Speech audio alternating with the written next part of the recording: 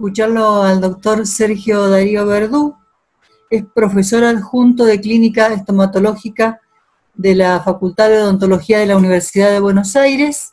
Es profesor titular de Estomatología de la Universidad Católica Argentina. Él es especialista en clínica estomatológica. Y el tema del que nos va a hablar es lesiones estomatológicas asociadas a virus del papiloma humano. Muchas gracias, doctor. Bueno, ¿me escuchan bien? Sí. Sí. Buenas noches, una alegría verlos a todos, mis ex compañeros de la universidad, a los ex compañeros de la Cátedra Clínica Estomatológica, una alegría realmente. Yo lo que les voy a contar es lo que hacemos nosotros con las lesiones asociadas al virus del HPV. Hay cositas que ya la han visto, que evidentemente las saben todos los colegas estomatólogos, así que el HPV, yo empecé un trabajo a estudiar sobre el HPV con la doctora Parra en Mendoza, donde empezamos a ver las lesiones que en ese entonces eran las lesiones asociadas al HPV, que eran las asociadas al HPV de bajo riesgo bucal, ¿no? Esas lesiones, las que estudiamos en ese momento, eran las verrugas vulgares, asociadas al HPV 2, 4 y 7, el condiloma acuminado y la hiperplasia epitelial focal. Allá por principios de los 90, estudiamos estas lesiones. Muchos años después aparece la división en alto riesgo y bajo riesgo, es decir, HPV de lesión, asociado a lesiones benignas, y los HPV asociados al cáncer, que eso empezó por allá por el 2008.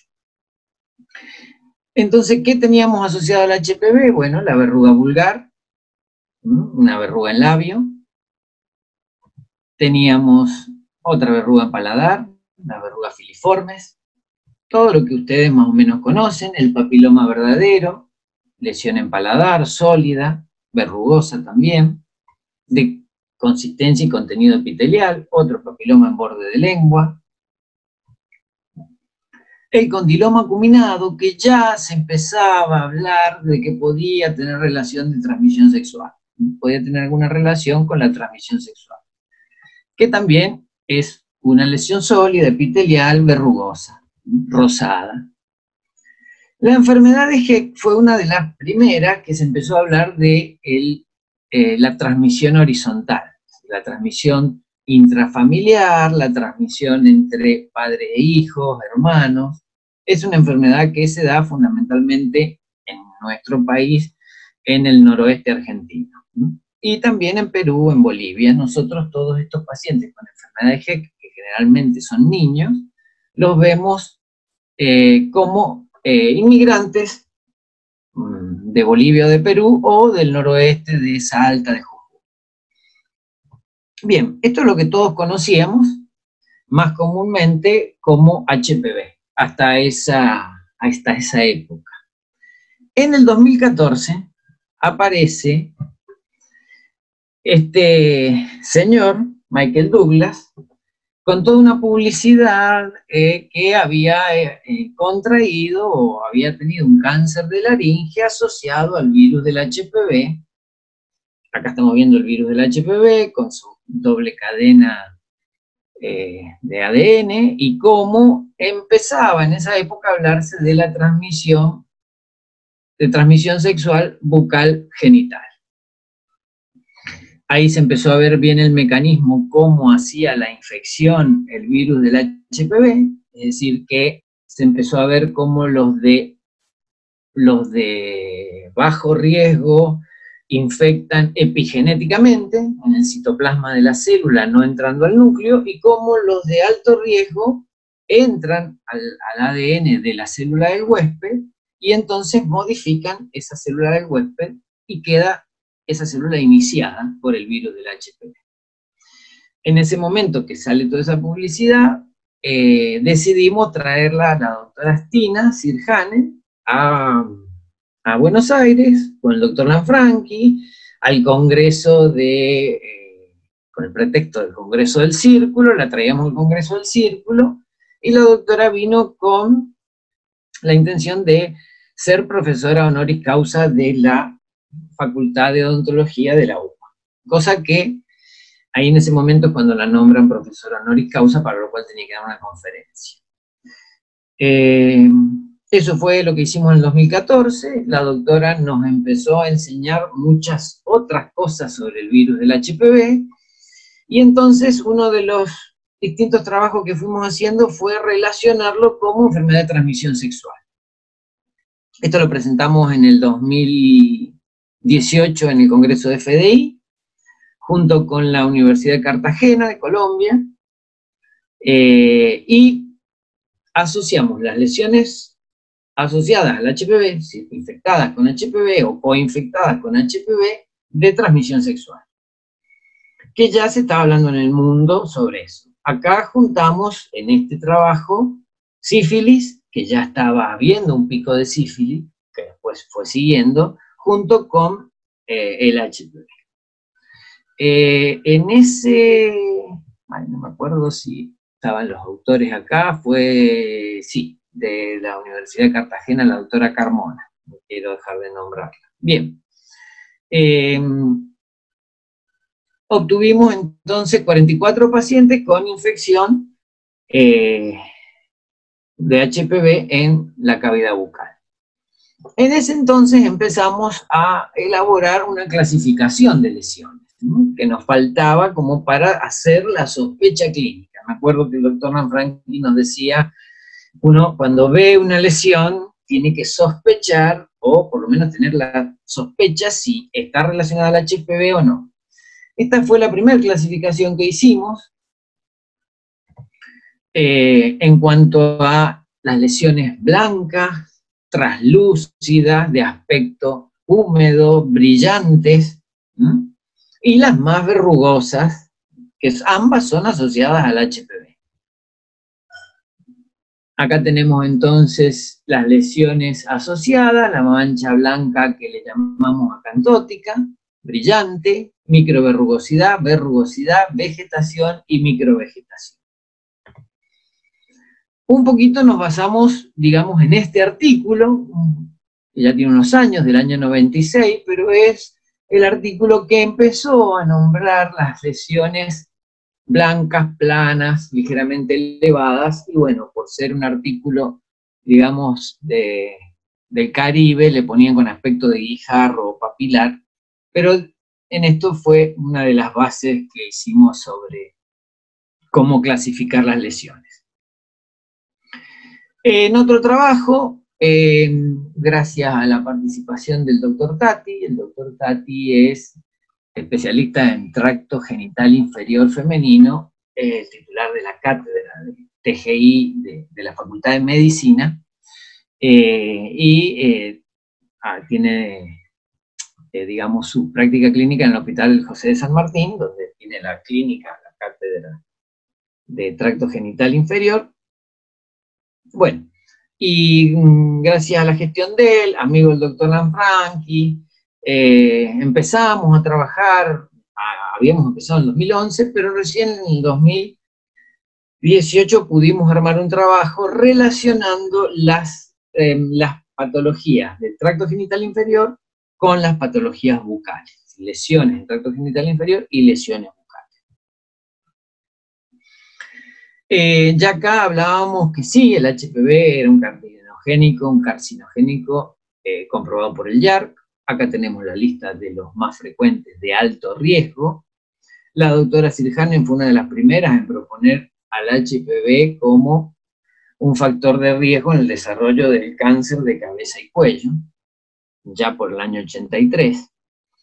Y en el 2010 se lo relaciona como un factor de riesgo del cáncer bucal. En 2011 ya hablaron del HPV en lesiones proliferativas de la mucosa bucal. Entonces, bueno, comenzamos este trabajo junto con el servicio de ginecología, tracto genital inferior, y esto consistió, porque queríamos seguir trabajando, pero este año no se pudo, encontrar lesiones bucales asociadas o con sospecha de HPV. Esas lesiones bucales las veíamos con aumento, que para eso usamos el microscopio clínico, que se usa para endodoncia, que se usa para implantes.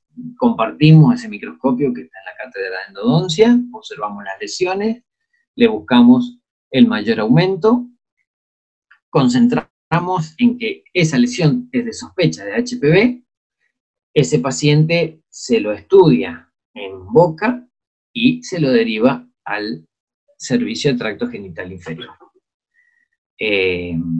Gracias a la gestión del doctor Tati es que pudimos trabajar junto con el laboratorio Manlab, que lo vieron antes, es uno de los autores del trabajo. El laboratorio Manlab es un laboratorio privado que tiene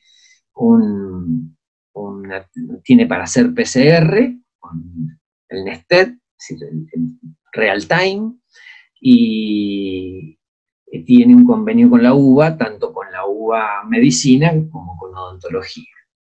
Entonces, trabajamos con ellos el tema de la detección y la secuenciación de la PCR para detectar qué tipo de HPV presenta el paciente.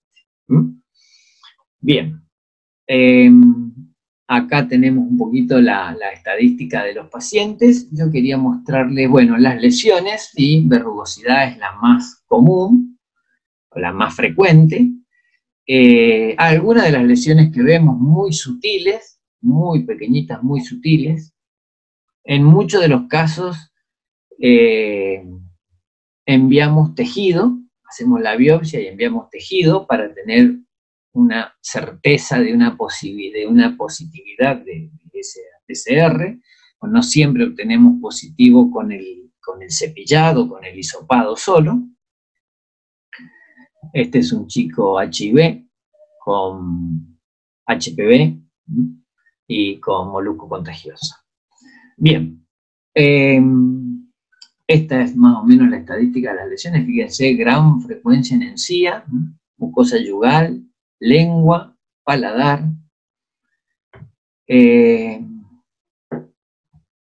Otra localización. Esto yo creo que es lo importante, es decir, que de todos los pacientes que vemos, al examen clínico, el examen con el microscopio clínico, si el examen óptico ampliado, el examen con aumento, no todos son positivos. Es decir, que hay muchos pacientes que suponemos que son lesiones asociadas al HPV y no obtenemos un resultado positivo.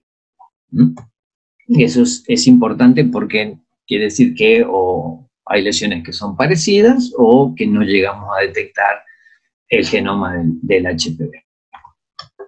Estos son los tipos que obtuvimos. Los verdes son los de bajo riesgo, los rojos los de alto riesgo.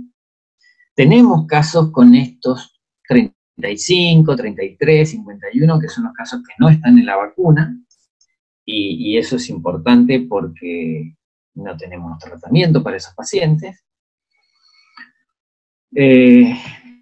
Bien. Y luego analizamos las lesiones clasificándolas en si son elevadas o si son planas. Esto es una clasificación que nosotros estamos haciendo para ver cuáles lesiones están más asociadas al HPV y a qué tipo de riesgo de HPV. Todavía eso no tenemos, una tendencia, pero no tenemos un resultado.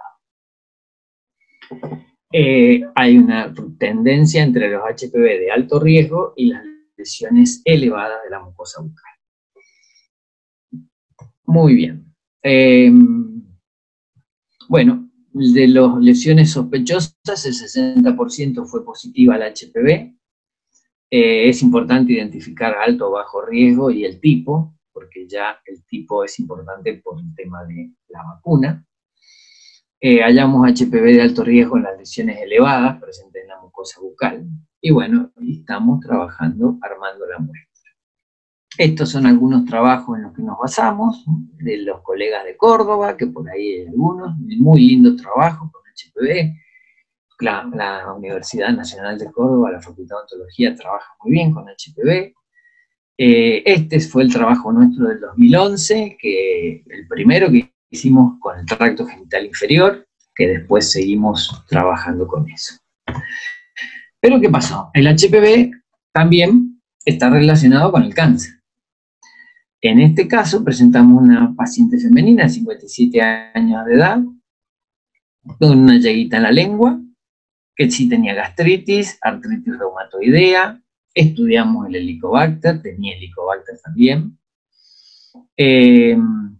Hacía 4 meses que había aparecido esta mancha, concurrió la guardia, bueno, la secuencia de siempre, me acuerdo, la doctora López de Blanc siempre dice esto, si le dieron mucho con agua oxigenada, bicarbonato, bueno, la misma secuencia que conocemos que logra una demora en el diagnóstico. Cuando lo observamos, esta es la primera lesión, una úlcera con una zona necrótica anterior. Había mucho trauma, por supuesto.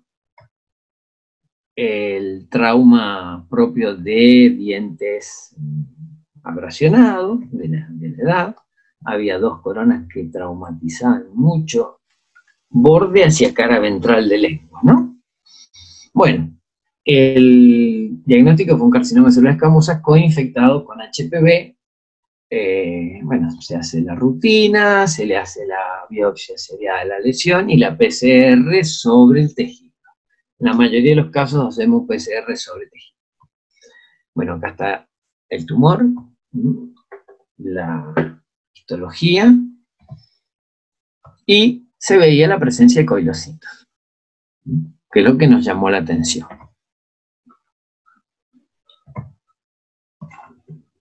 Acá lo que nos sorprendió es que no era el tipo 16 o 18 de alto riesgo, sino que era el tipo 35. Con lo cual, bueno, se hizo una biopsia con margen de seguridad, y en ese momento no le recomendamos la vacuna porque para el tipo 35 no está la vacuna. Bueno, la paciente viene con controles todos estos años, siguió hasta antes de la pandemia con un control. En algunos momentos hace algunas lesiones, tiene la placa mucoprotectora, fíjense, pulimos las piezas, pusimos la placa mucoprotectora, y en algún momento viene con alguna lesión como esta, un puntillado, y sospechamos que podía haber nuevamente HPV. Entonces, en este caso, como ya la paciente estaba operada, estaba bien, sí hacemos un cepillado, una toma de HPV por cepillado. Y nos encontramos HPV 18 en esta nueva PCR. Entonces, en ese caso sí ya le indicamos la vacuna. Fíjense cómo se ve este puntillado, que es muy, digamos, ínfimo, pero puede representar que haya HPV infectando esa zona. Muy bien, espero no haberme demorado más de la... Bueno, yo te quiero felicitar por tu trabajo y quiero hacer un breve comentario de una investigación que hicimos acá en la Universidad Nacional de Cuyo, junto con el INVECU, que es el Instituto de Ciencias Básicas, y nosotros hicimos determinaciones de P16, que eso se expresa cuando está presente el HPV. Y lo hicimos en lesiones benignas, papilomas, fibromas, y en carcinomas y lesiones potencialmente malignas como líquen, reacción liquenoide y leucoplasia. Y en todos los casos de benigno a intermedio, digamos, y maligno, tuvimos porcentajes superiores al 77% de expresión de P16. Entonces, como nosotros lo que andábamos buscando en ese momento era un marcador que nos ayudara a diferenciar entre el bien y el mal, buscamos ese, buscamos MASPINA y P53, bueno, no tuvimos diferencia significativa en la expresión y en relación al grado de benignidad o malignidad de la lesión. Ese comentario nada más quería hacer. Yo tengo la respuesta para la doctora Mena, que hizo recién las preguntas. Bien. Me contesta el paciente que sí tiene reflujo gástrico, que debió ser estudiado por el oncólogo, que le solicitó una evaluación con ORL, y la videolaringoscopía mostró una lesión blanquecina en cuerda vocal izquierda. Luego le hicieron una estroboscopía que descartó lesión maligna, pero sí como consecuencia del reflujo gástrico. Muy bien. Bueno, en el caso de la paciente esta nuestra también, hay muchos pacientes con el Helicobacter pylori asociado, metido entre medio de todo esto, ¿no? Es una cosa que hay que investigar también. Y la P16 que vos decías, sí, ya nos recomendaron en varios lugares, en varias oportunidades. La doctora que vino también de Estados Unidos al FDI, también habló de que le hacían P16 a todos los precáncer, a todas las lesiones potencialmente malignas, eso sí. Pero bueno, en algún momento vamos a poder hacerlo, vamos de a poco. Yo creo que ahora, después del COVID, PCR para HPV se va a poder hacer mucho más fácil en todos lados. Ojalá, ojalá. Yo creo que sí, porque los aparatos van a quedar en todos lados, y va a ser un poco más fácil después de esto, ¿no? Bien. Bueno. Chicas de la cátedra, en la facultad tenemos para hacer PCR, así que es cuestión de empezar nomás.